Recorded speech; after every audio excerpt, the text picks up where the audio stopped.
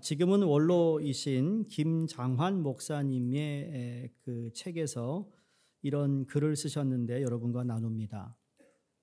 설교의 대상은 인간입니다. 설교는 사람을 움직입니다.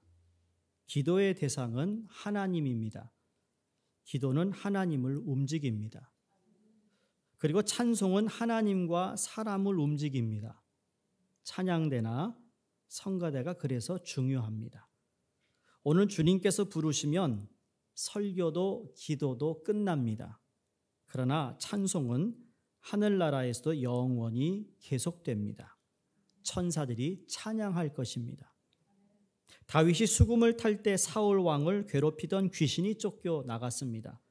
다윗은 법궤를 메고 예루살렘으로 입성할 때 너무 기뻐서 춤을 추며 노래를 불렀습니다. 잔인한 죽음도 노래를 빼앗지는 못합니다.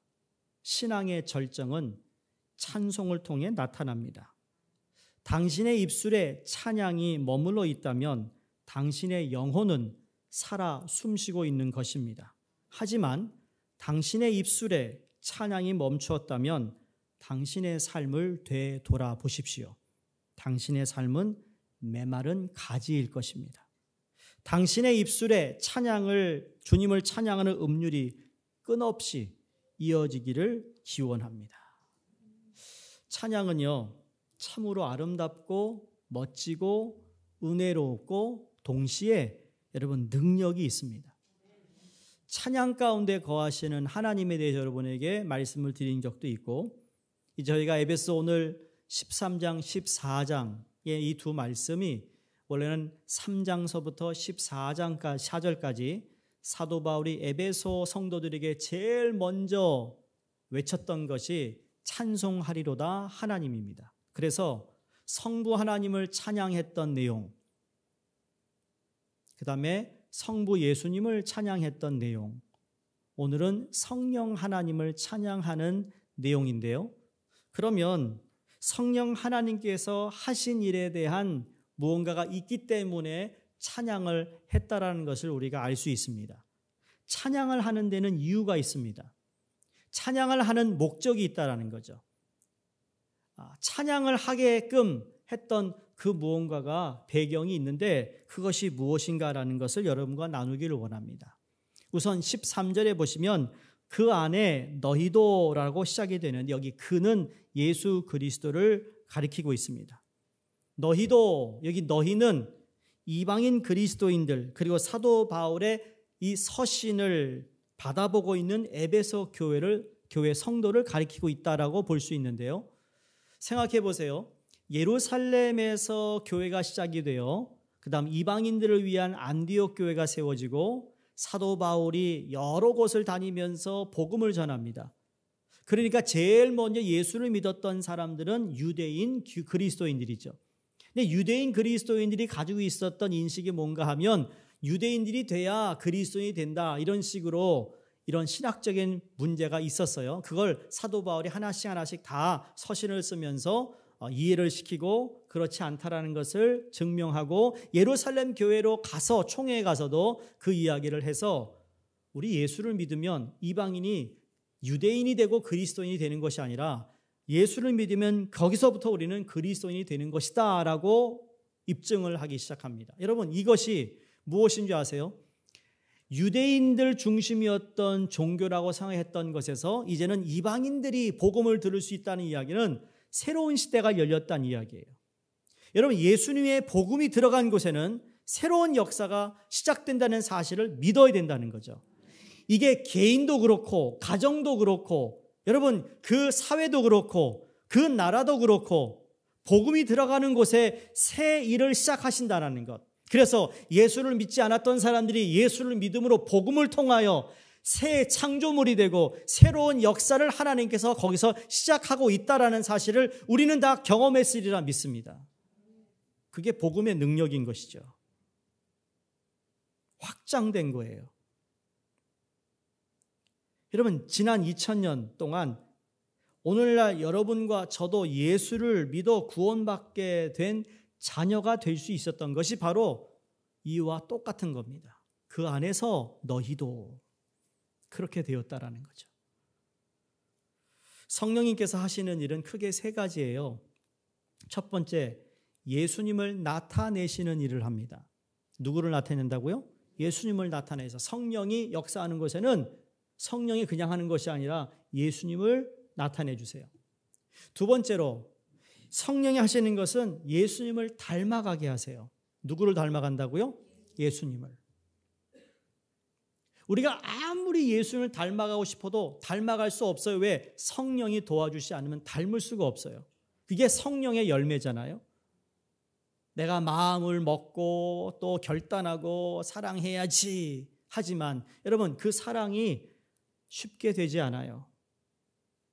저 사람 보기 싫은데 하나님 사랑할게요. 사랑해 주세요. 콧물 흘리면서 기도하고 일어났어요. 근데 나가는 그 얼굴이 딱 보여. 보는 순간 눈이 말라버려. 안 돼요. 안 돼. 사람의 마음이 그렇다고요. 그렇죠? 안 돼요. 안 돼. 근데 성령은 예수님을 닮아가게 해요. 예수님을 닮으면 사랑할 수 없는 사람도 사랑하게 되는 것이죠. 이게 성령의 역사. 마지막 성령님은 무슨 일을 하시는가? 예수님을 영화롭게 합니다. 누구를 영화롭게 한다고요? 예수님을. 그러면 예수님을 우리에게 나타내시는 일은 뭔가 하면 하나님의 말씀 계시를 통해 예수님을 알게 되는 거예요. 말씀 때문에 예수님을 아는 거라는 거죠. 내가 묵상한다고 예수님을 아는 것이 아니라 그것도 어느 정도는 알 수 있겠죠. 느낄 수 있겠지만 정확한 팩트는 말씀을 통해 내가 아는 거예요. 예수님을. 그 아는 예수님을 내가 닮아가는 것, 그게 성령께서는 우리 안에 내주하셔서 예수님을 닮게 하시죠. 내 안에 계시기 때문에 이 결과가 예수님을 영화롭게 하는 겁니다.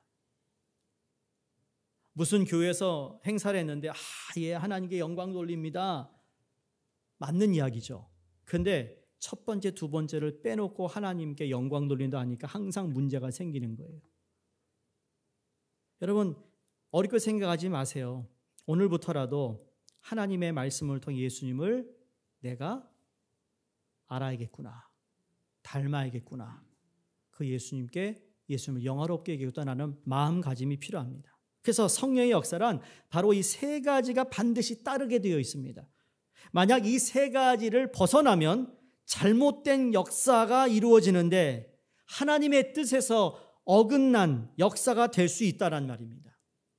더 쉽게 말하면 아무리 선한 일이라 할지라도 예수 그리스도와 무관한 일이라면 그것은 성령의 역사가 아닌 것입니다. 교회 안에서 이런 일이 간혹 있을 수 있어요, 여러분.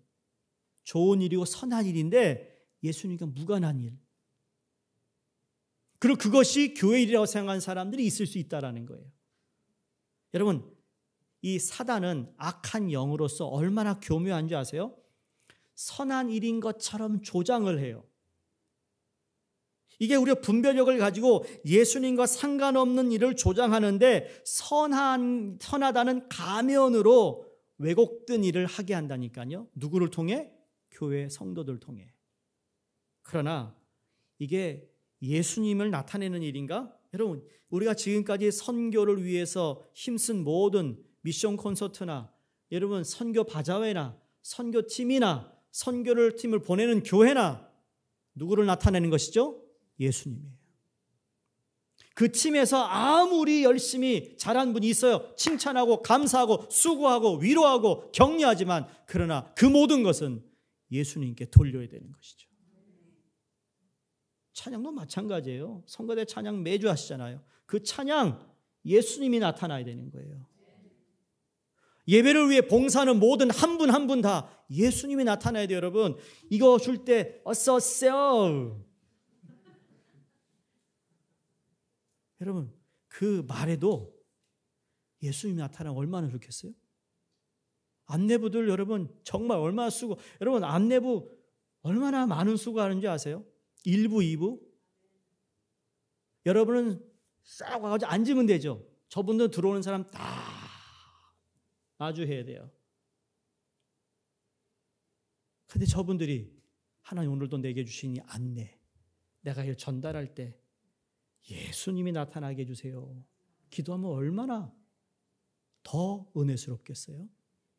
인도할 때도, 자리 안 인도할 때도 인도하는데 예수님이 나타나면 얼마나 좋겠어요? 그러니 인도받는 여러분은 예수님이 나를 일로 앉게 하시네. 그 얼마나 좋겠어요? 아니야, 나 여기 앉을 거예요. 예수한테 그럴 수 있어요? 없어요. 그렇게 우리가 마음 먹고 생각하면 달라진다는 거예요. 달라져요. 여러분 예수님 만나러 오지 않았습니까? 예배? 하나님께 예배 드리러 왔어요. 그럼 예수님 하나님 만나고 가야 되잖아요. 들어오면서부터 벌써 뭔가 낌새가 안 좋아. 그럼 낌새가 안 좋으면 스스로라도 하나님 만나러 왔는데 예배 방해꾼들이 있네요. 방해하네요. 마음이 이상하네요. 도와주세요. 여러분 그래야 성령이 우리를 돕잖아요. 그래야 결국은 예배를 통해 예수님이 영광을 받으셔야 되잖아요. 처음부터 끝까지 시작도 과정도 마지막도 우리는 하나님의 영광을 위해서 예배를 드리는데 말이죠. 그런데 이러한 것들이 하나님과 주님과 아무런 상관이 없는 일이라면 그건 성령이 일하고 있는 것이 아니다라는 걸 깨달으셔야 합니다. 오늘 13절에 세 개의 동사가 나오죠. 듣고 믿어 인치심을 받았으니입니다. 에베소 교인들이 복음을 들었을 때 그리스도를 믿었다라는 말에는 이 들음이라는 이 듣고라는 분명히 들었다라는 거예요. 근데 들음에는 두 가지 들음이 있어요. 외적인 들음이 있고 내적인 들음이 있습니다. 외적인 들음은 누군가가 복음 전도자의 복음 설교를 귀로 듣는 것이라면 내적 들음은 성령의 내적인 역사를 통해 복음을 마음으로 받아들이는 것이라고 생각합니다. 복음을 믿는 것이라는 거죠. 외적 들음은 누구나 차별 없이 다 들을 수 있는 들음이라면 내적인 들음은 오직 택한 자들에게 주시는 하나님의 음성이라고 믿습니다. 중요한 건 이 두 가지가 다 필요해요. 귀로도 들려야 되고 들렸던 그 들음이 말씀이 내 내적까지 들려야 되는데 이를 위해 성령께서 우리를 도우신다는 거예요. 성령이 우리를 조명하여 주셔서 그 말씀이 무슨 말씀인지를 내가 깨닫게 되는 순간 그때 놀라운 은혜가 있고 하나님의 역사가 일어나며 예수님을 닮아가려는 몸부림을 치며 결국은 예수님을 영화롭게 하는 우리의 삶이 된다는 것입니다. 근데 오늘 본문에서 듣고 에스도의 들음은 내적인 들음을 강조하고 있다라고 보면 맞습니다. 왜냐하면 복음을 들을 때 여러분 그리스도를 믿었다고 했으며 또한 바로 그 뒤에서 뭐가 이어지죠? 듣다라는 말 이후에 믿는다는 말로 바꾸어 사용하고 있습니다. 쉽게 말해서 들었기 때문에 믿음이 생기고 믿음이 있기 때문에 이제 더 들으려고 하고 들었기 때문에 그래서 믿음은 들음에서 나며 들음은 어디서 온다고요? 하나님의 말씀이다라고 로마서에서 말씀하는 거죠. 중요한 건 내적 들림이 있어야 된다는 겁니다. 내적 들음이 있어야 믿음이 생기는 거예요. 교회를 여러분이 평생을 다녔는데 내 믿음이 왜 이 모양일까? 여기서 지금 밝혀주는 거죠. 내적 들음이 없었던 거예요. 여러분 내적 들음을 위해 기도하셔야 되는 거죠. 우리가 바이블 타임을 읽습니다. 여러분 어떤 구절들은 읽으면 그냥 쉽게 이해가 되는 말씀이 있지만 그러나 그 안에도 하나님께서 주시는 영감으로 내게 주시는 내적 들으러야 할 말씀이 있는 거죠. 그걸 내가 캐치했을 때 이런 그 말씀은 오래가요. 오래가요. 내 분주해서 깜빡했네. 내일 바이블 타임 쉐어하는 날인데 그렇게 하면 어떻게 되죠? 여러분 다 경험하셨죠? 안 들어와. 그러다가 마후쩌다가 요거 해야겠다. 경험자들 나도 경험자예요. 나도 그런 적이 있었어요. 그러니까 내가 알지. 여러분 속에 들어가시자 내가 어떻게 알아? 나도 경험을 잘하니까. We are all guilty. 근데 우리는 다 용서받았어요. 예? guilty인데 용서받았어. 안다고요, 나도. 나도 그랬다고요. 여러분, 들리지 않는다면 이게 참 심각한 상황이죠. 여러분, 들리지 않는데 어떻게 믿음이 성장하냐고요. 성령께서 하시는 일을 여러분, 말씀을 들을 때 그냥 듣는 게 아니라 하나님 여기에 조명해 주세요. 똑같은 구절을 읽었지만, 묵상했지만 어떤 분은 이 단어에 꽂히는 분이 있고 저분은 저 단어에 꽂히는 분이, 그게 성령이 오늘 나에게 조명해 주시는 거예요. 스팟라이트이 다 비춰지는 거죠. 자, 이 성령께서 하시는 일을 우리가 세 가지를 찬양하는데요. 사도 바울이 첫 번째, 진리이신 성령님을 찬양합니다. 어떤 성령님이요? 진리. 13절에 그 안에서 너희도 진리의 말씀 곧 너희의 구원의 복음을 듣고 했습니다. 여기 복음을 이야기하는데 구원의 복음을 듣고 그랬어요. 아니, 구원이면 구원이고 복음이면 복음인데 왜 구원의 복음이라 했을까? 이 말은 복음이라는 건 구원을 가져다 주는 진리의 말씀이라는 뜻입니다. 여러분, 복음을 이야기할 때는 그 복음을 전했다라는 건 복음을 통해 구원을 가져다 주는 예수님을 만나는데, 예수는 어떻게 만난다고요? 계시, 말씀을 통해. 여러분이 말씀을 듣는 가운데, 읽는 가운데 예수님이 보여져서 내가 예수를 믿는 것이죠. 말씀을 읽고 묵상하는 가운데서도 예수님이 보여지니까 그 예수님을 또 오늘 내가 믿는 거예요. 그랬더니 그 하루 오늘에 필요한 구원을 내가 받는 것이죠. 피할 길을 열어주시는 것을 경험하는 것이라는 거예요. 이게 복음의 구원인 거예요. 구원 이미 받았지만 우리가 피할 길을 열어주셔야 하고, 이 험악한 세상을 또 나를 건져주셔야 하는 주님의 인도를 받아야 되잖아요. 그 말씀을 하고 있는 거죠. 여러분, 세상의 다른 책들은 지식을 가져다 주고 조금 더 나은 경우는 지혜를 가져다 주지만, 복음은 우리에게 지식이나 지혜나 삶에 조금 더 유익이 있는 것, 편리를 가져다 주는 그런 정도가 아니라 복음은 우리에게 생명을 가져다 주시고 구원을 가져다 주시는 말씀인 것이죠. 이것을 구원의 복음이라고 사도 바울이 설명하고 있는 겁니다. 성도님들, 복음의 내용이 무엇이죠? 여러분 아실 겁니다. 복음의 내용이 뭐예요? 첫 번째, 예수 그리스도의 탄생. 두 번째, 예수 그리스도의 공생애. 세 번째, 예수 그리스도의 십자가. 네 번째가 예수 그리스도의 부활. 마지막이 뭐죠? 예수 그리스도의 재림이에요. 이게 복음인 거죠. 내가 복음을 믿습니다. 그러면 예수님이 탄생한 걸 내가 믿고 있는 거예요. 처녀의 몸에서 성령으로 잉태된 것을 믿는 것이죠.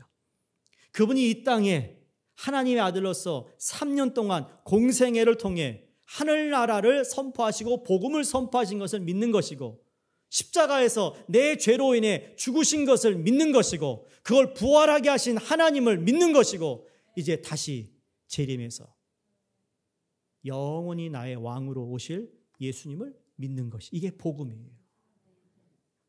그 복음을 선포하기 위해 이 땅에 오신 예수님은 단지 선포만 하신 것이 아니고요, 본인이 복음이 되어 주셨어요.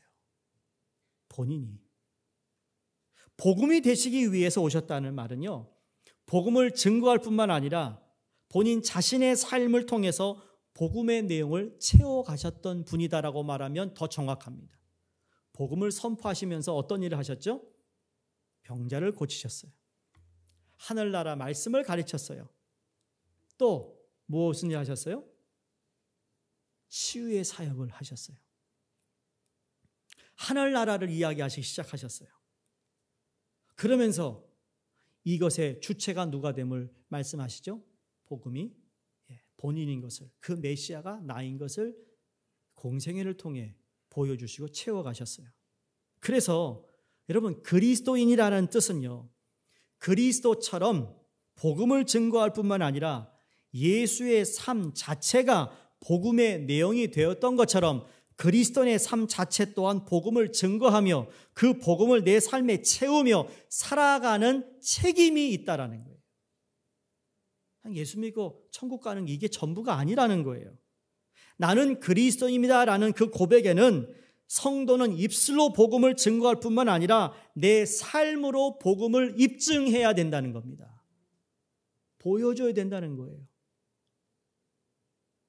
그 입증은 다른 것이 아니라 복음을 부끄러워하지 않는 삶을 살면 입증이 가능합니다. 여러분 어디 가셔서 식당 가시면 기도 정말 잘하세요? 식구들하고 모여가지고 오늘 가족들하고 회식 나갔는데 자 기도하자 그러면서 또박또박 기도하세요? 하시리라 믿습니다. 못하시는 왜 못하시죠? 부끄러워요. 그래요? 부끄러울 수 있죠. 여러분 복음을 부끄러워하지 않아야 됩니다. 우리가 복음을 부끄러워하지 않는다면 마지막 때 다시 오실 주님께서도 우리를 부끄러워하지 않는다고 말씀했어요. 반대로 주님을 부끄러워한다면 주님 오셨을 때 우리를 부끄러워하신다고 성경이 말씀했어요. 사도 바울이 I am not ashamed of the gospel of Jesus Christ. 나는 복음에 부끄러워하지 않는다라고 그랬어요. 어디를 가든지 복음을 부끄러워하지, 예수를 부끄러워하지 않는다. 우리도 예수 그리스도의 복음을 부끄러워하지 않고 자랑할 수 있게 되기를 주의 이름으로 축원합니다. 성령은 진리시고 진리의 영이세요. 그러니까 진리이신 영이 성령께서 조명해 주지 않으면 그 말은 진리의 말씀을 깨달을 수가 없다라는 이야기입니다. 성경을 읽거나 묵상할 때 이해가 안 되는 이유가 여기에 있습니다. 디모데후서 3장 16절에 잘 아는 모든 성경은 하나님의 무엇으로 된 것으로? 감동으로 된 것으로, 하나님의 영으로 된 것으로서 말씀하셨듯이 성령께서 조명해 주심으로, 영감을 주심으로 말미암아 우리 언어로 쓰여진 하나님의 말씀을 우리가 깨닫게 되는 거예요. 그러므로 진리의 성령께서 말씀을 쓰셨기 때문에 말씀을 이해하기 위해서는 성령님을 의지하는 것이 가장 중요한 겁니다. 다시 말해 성령께서 내게 조명해 주시는 만큼 나는 아는 것이고 이해하는 것이라는 거예요. 한번 생각해 보세요. 왜 성경을 읽어도 이렇게 못 알아들을까? 라는 생각을 곰곰이 가끔 하시잖아요. 근데 이런 케이스가 여러분 참 많아요. 실화가. 어떤 실화인가 하면 이 사람이 큰 죄를 지어가지고 지금 이제 교도소에 감옥에 들어갔어요.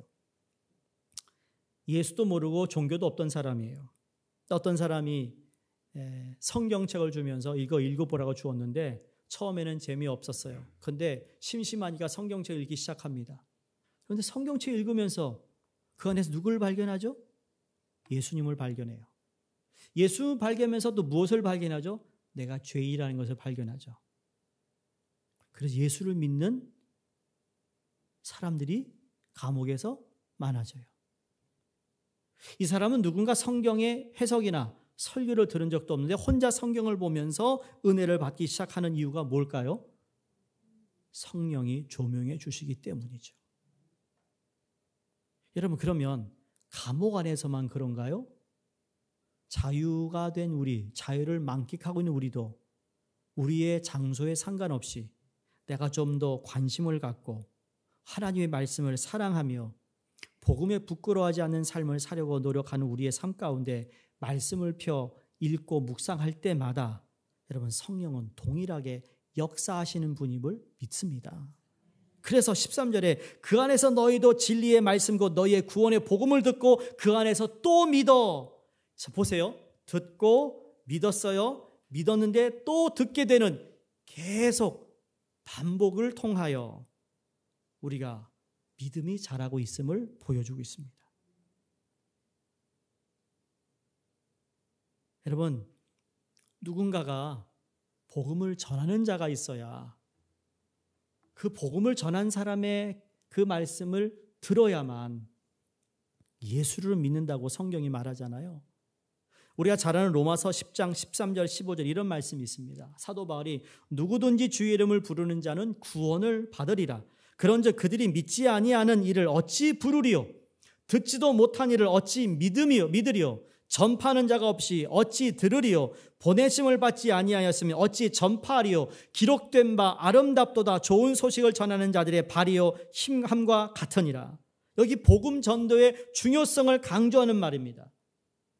로마서 10장은 그걸 강조합니다.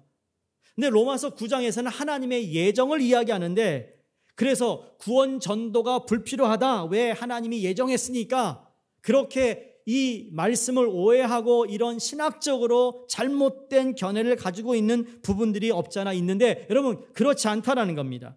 복음 전도만이 유일한 방법은 아니지만, 그러나 누군가가 복음을 전해야만 선택받은 하나님의 백성들이 듣고 믿음을 얻게 된다는 말씀이에요. 여러분, 하나님의 주권은 복음을 전도하는 일을 통하여 구원을 얻게 하시지만 아주 스페셜한 케이스도 있는 거죠. 사도 바울이 이 기독교인들을 잡아다가 감옥에 넣으려고 출발합니다. 다메섹에서 누구를 만나죠? 음성을 들어요. 말씀을 예수님에 대해서 특별히 연구한 사람도 아니에요. 그런데 하나님이 강권적으로 역사하셔서 그의 삶을 바꾸어 놓으세요. 그러니까 인간의 틀에 하나님을 가둬둘 수 없다라는 어떤 영역을 하나님이 말씀하지만, 그러나 대부분은 뭐예요? 말씀을 들음으로 복음을 받아들이고 구원을 받는다는 이야기예요. 이해하시겠습니까? 이게 대부분이에요. 근데 우리는 많은 경우 아주 작은 스페셜한 케이스만 맞다고 하는 사람들, 이게 돼야 된다고 얘기하죠. 그렇지 않거든요. 예를 하나 더 드릴까요? 예수님께서 기적을 일으켰어요. 특히 우리가 잘 아는 오병이어. 여러분, 예수님이 오병이어를 매일 하지 않으셨어요. 그래서 얼마나 좋겠어요. 여러분도 그러죠. 하나님이 그런 기적을 오늘날 왜 안 하실까? 이런 오병이어는 스페셜한 케이스죠. 근데 우리는 오병이어로 먹고 살면 안 돼요. 매일매일 농부가 농사를 해서 씨를 뿌리고 수확을 거둬들여 그것으로 먹고 가는 것이 우리 일반적인 삶, 그게 하나님 만드신 큰 섭리 중에 하나예요. 그런데 그거 상관없이 그냥 저요 믿습니다 그랬더니 떡이 막 10개가 100개가 됐어. 그걸 여러분이 기대하면 안 된다는 거예요.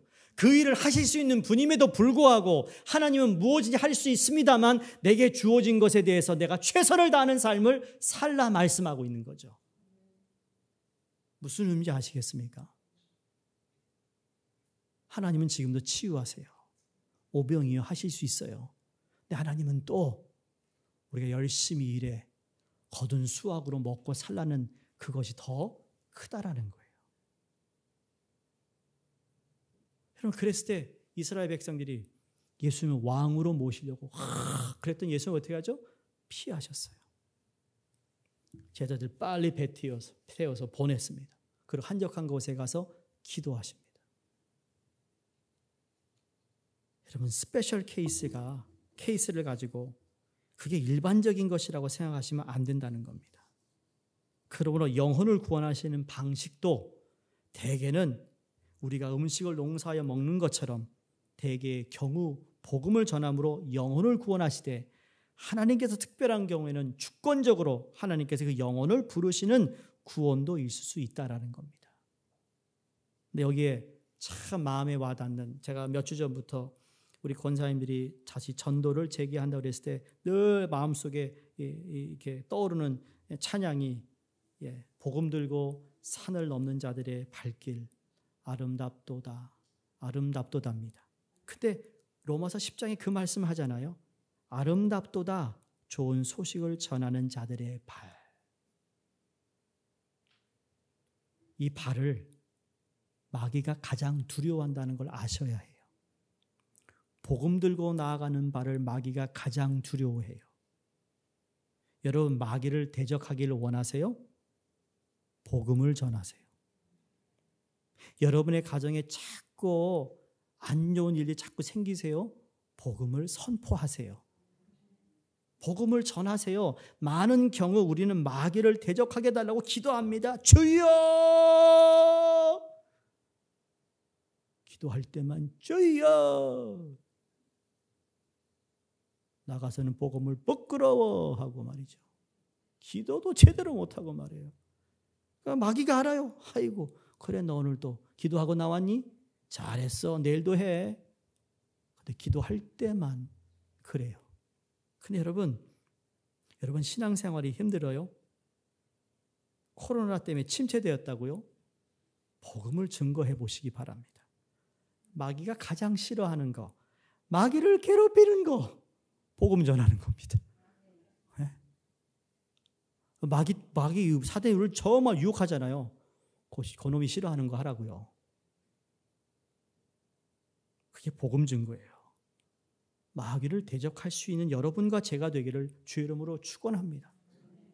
복음 들고 나가는 우리 권사님들, 집사님들 삶이 달라질 것이라고 믿습니다. 합심하여 전도를 시작했어요. 마귀를 대적하신 일이 시작된 줄로 믿습니다. 진리이신 예수 그리스도의 복음을 전하고 믿고 찬양하시기를 주의 이름으로 축원합니다. 두 번째, 성령님은 약속의 성령으로 인치심을 찬양합니다. 여러분, 여기 인친다는 말이 중요합니다. 인친다라는 말은 오늘날 흔히 쓰는 단어가 아닙니다. 과거에는 많이 썼죠. 노예나 가축이 자기 것이라는 것을 표시할 때 인친다라는 단어를 썼습니다. 쇠를 달구어 가지고 노예 팔이나 몸에다가 찢어 가지고 이 주인이 얘는 누구의 주인 것이라는 것을 표시를 해 놓은 거죠. 과거에도 소를, 그렇죠? 소에다가 찢어 가지고 불에다 찢어서 엉덩이에 딱 찍어 놓으면 이게 그거죠. 그런 표로 인치심을 받았다고 그랬어요. 근데 인친다라는 말은 더 쉽게 말하면 내 것이라는 의미예요. 내 것. 성령께서 인치셨다는 것은 무슨 말일까요? 이제 나는 내 것이 아니라 하나님의 것이 되었다는 말이에요. 하나님의 소유가 되었다. 이게 성령의 인치심을 우리 가운데 나타내신 겁니다. 노예나 짐승은 그 인을 피부에 치지만 여러분, 성령의 인은 우리 심령에 치는 것입니다.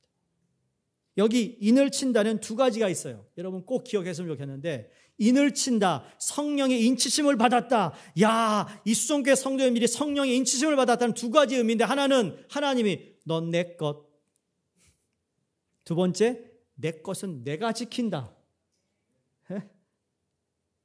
우리 가게 하시는 분들, 그거 누구 가게죠? 내 거. 일단 하나님 건데 궁극적으로 내 거야. 내 거니까 쓸고 닦고 장사해요. 내 옆에 있는 사람 거면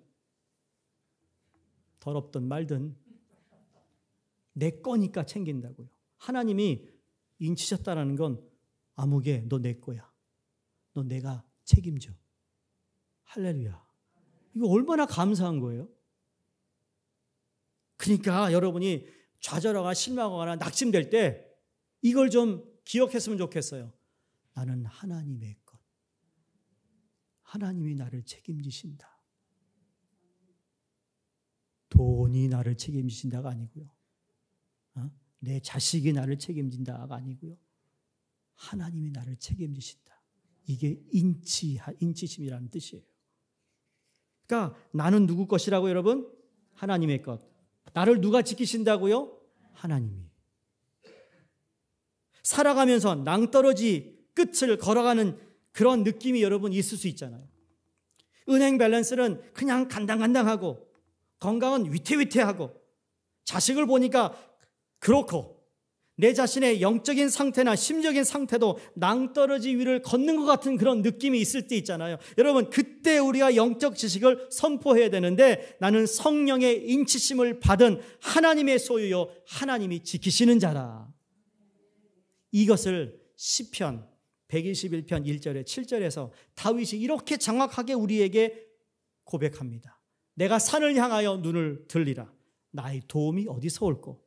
나의 도움이 천지를 지으신 여호와께로서로다. 여호와께서 너로 실족지 않게 하시며 너를 지키시는 자가 졸지 아니하시리로다. 이스라엘 지키시는 자는 졸지도 아니하시고 주무시도 아니하시리로다. 여호와는 저는 지키시는 자라.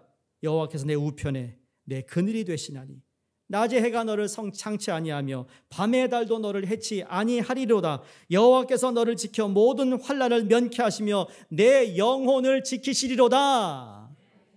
여러분, 여기에서 내가 산을 향하여 눈을 들리라 라고 이 말이 무슨 의미일까요? 여러분, 그 산을 지으신 하나님을 본다는 의미예요. 더 중요한 건 창조하신 피조물을 우리는 크리에이션인데 크리에이션을 바라보는 것이 아니라 창조하신 크리에이터를 바라보라는 거예요. 크리에이터를 바라보라는 거죠. 내게 복을 주실, 복을 바라보는 게 아니라 그것을 주시는 분을 바라보는 거예요. 고침을 받는 것에 주목이 아니라 고쳐주시는 자를 바라보는 거죠. 채워지는 것을 보는 것이 아니라 채워질 분이 누군지를, 누가 채워주는지를 보는 거예요. 그거예요. 그러니 나를 둘러싸고 있는 산에 압도당하지 마시고 또 모든 만물을 창조하고 계시는 창조주를 바라볼 때 우리는 성령의 인치심을 허락하신 그 성령님을 찬양할 수 있습니다. 마지막 세 번째, 기업의 보증이신 성령님을 찬양한다고 그랬습니다. 기업의 보증입니다. 14절을 보시면 이건 성령님을 뜻하는데 우리 기업의 보증이 되신다고 그랬어요.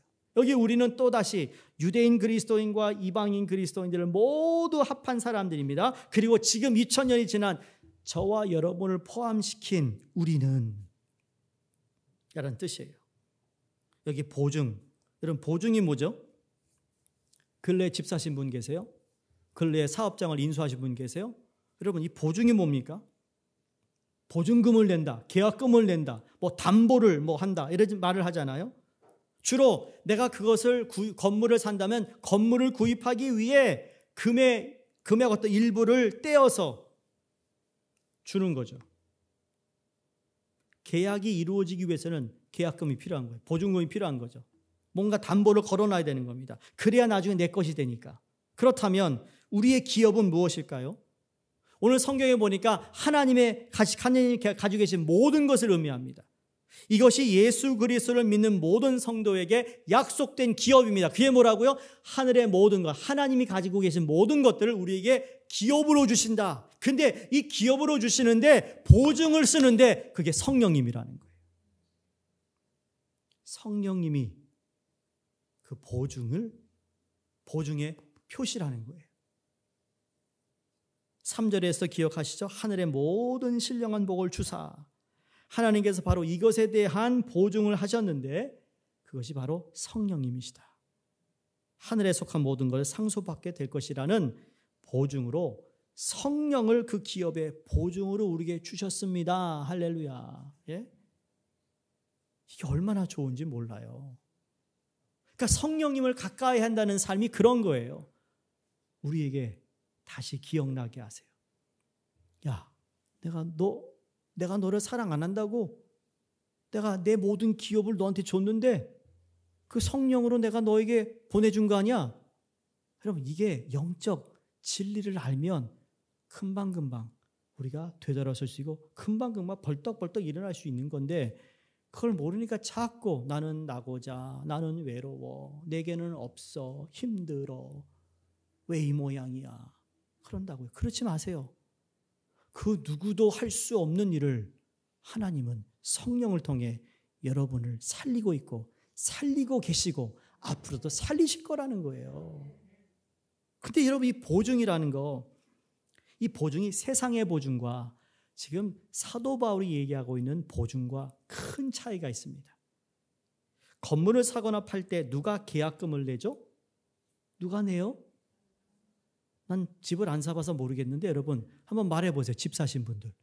집 살 때 보증금 누가 내요? 파는 사람, 사는 사람? 사는 사람.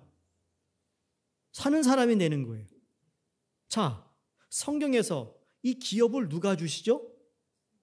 하나님이 주세요. 자, 그러면 파는 사람이 누구예요? 파는 사람 누구냐고. 주는 사람 누구냐고.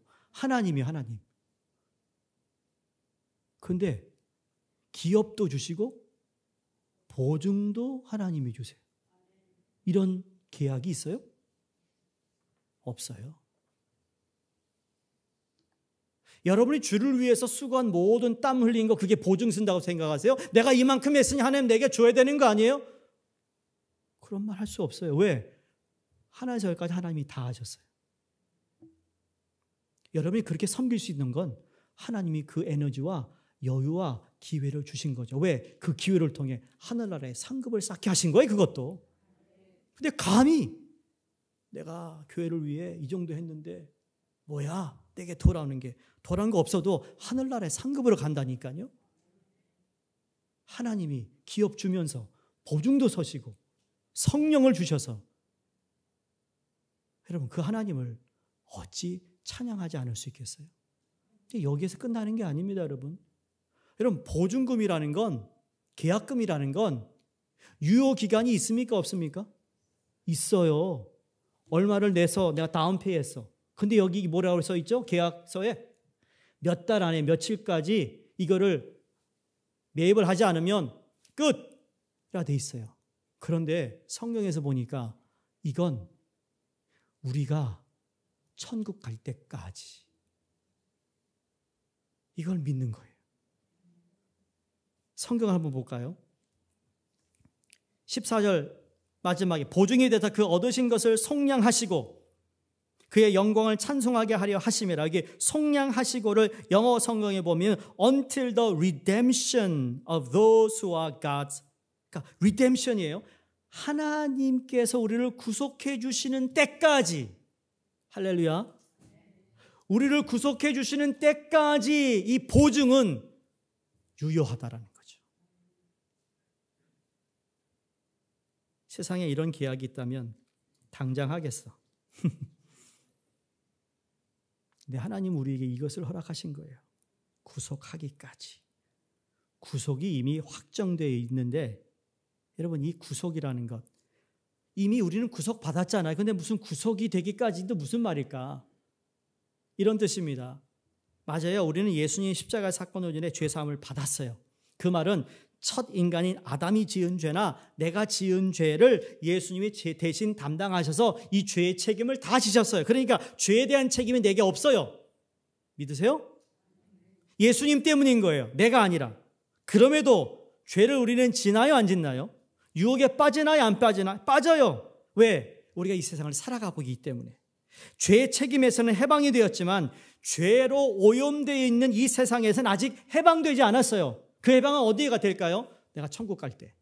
그러니 구속은 받았지만 천국 가기까지 성령의 인치심을 통하여 우리의 구속을 여전히 확인해주고 있다는 것을 말씀하고 있는 것이죠. 사단이 제일 먼저 우리를 유혹하는 게 뭐죠? 죄예요. 너 그 죄를 짓고 있는데 하나님 너 사랑할 줄 알아? 너 그런 죄를 졌는데 어떻게 교회 가? 어떻게 기도해? 그렇게 유혹하고 우리를 잡고 넘어뜨립니다. 그런 유혹받아요. 그럼 그때마다 구속하시기까지 약속하신 성령의 인치하심을 기업으로 보증해 주셨어 라는 거죠. 그래서 우리는 복음을 부끄러워하지 않는 거예요. 이게 얼마나 감사한 일이냐고요. 바로 그것으로부터 우리를 구속하실 때까지 성령님께서는 우리를 위하여 일하시고 역사하시고 계심을 말씀하고 있습니다. 사랑하는 우리 수종교회 성도님들, 이 말씀을 믿으시어 역사하시는 성령님을 찬양하시기를 주의 이름으로 축원드립니다. 기도하겠습니다.